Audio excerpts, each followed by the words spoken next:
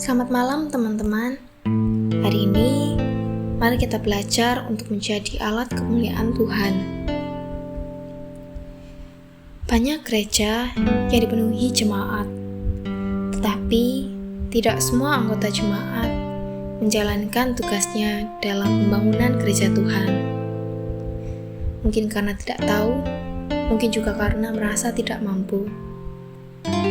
Lalu bagaimana dengan dewasa muda sendiri dalam kaitannya dengan pelayanan di gereja? Aktif sebagai pemain atau hanya sebagai penonton? Paulus menggunakan gambaran beraneka ragam rapot di dalam sebuah rumah yang dimanfaatkan untuk berbagai tujuan.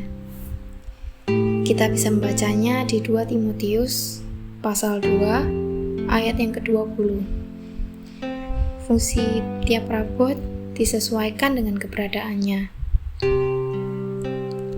Gambaran ini memperlihatkan keberadaan orang-orang yang hidup berpadanan dengan kebenaran Allah, sehingga berkenan di matanya. Kesetiaan mereka kepada firman Allah mempersiapkan hati mereka sedemikian rupa hingga dapat dipakai bagi pekerjaan Allah. Di samping itu, ada juga orang-orang yang tidak setia pada kebenaran firman Allah. Orang-orang semacam ini tidak menghargai Allah, walau mereka sangat ingin terlibat dalam pelayanan. Mereka yang demikian adalah guru palsu. Lalu bagaimana seorang Kristen dapat dipakai untuk maksud yang mulia? Pertama, dengan menyucikan diri dari hal-hal jahat. Kita bisa membacanya dalam ayat 21-22. Bila hal itu disebabkan pergaulan, jauhkan diri kita dari orang-orang yang walau menyebut diri Kristen, tetapi hidup dengan tidak menghargai Allah. Sudah banyak orang Kristen yang jatuh dan kemudian menjauh dari Allah karena kedekatan mereka dengan orang-orang yang tidak mempedulikan Allah.